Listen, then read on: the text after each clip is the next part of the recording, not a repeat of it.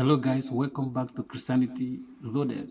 Today we are looking at how these Muslims, they make claim that the Bible is corrupt, that the Old and New Testament is corrupted, and the Koran is sent to make this correction.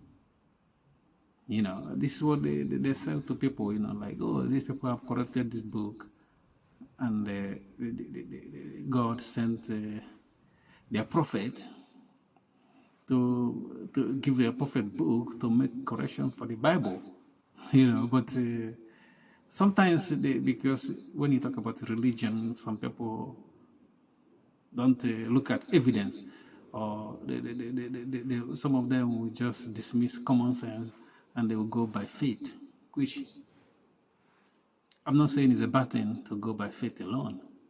Because when you look at this kind of statement, you know, the Muslims are going by the faith alone. I mean, what kind of God? And remember, their book said that the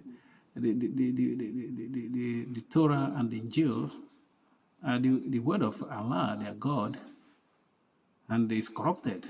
And even their book said that the word cannot be corrupted. The word of Allah cannot be corrupted. But let's grant it that the Bible is corrupt. Let's just grant it for now that the Bible is corrupt. And let's see how their God want to correct this Bible that is corrupt. And if you're a God that you want to make a correction, like somebody wrote a book, let's say somebody in Germany wrote a book, and you know, if somebody writes a book in Germany, at least you know that people in Germany will have access to that book first before other people will have access to it. And somebody want to make correction for that book in Germany, that book that the person wrote in Germany have problems, and we assume that let's take that book as Bible. And it's God's word, and God want to make correction for book that are written in Germany. Instead of that God to go to Germany and send somebody from Germany, you know, sent a prophet there in Germany to correct that book. No, he went to China. This God sent somebody to China to make correction for somebody written in Germany.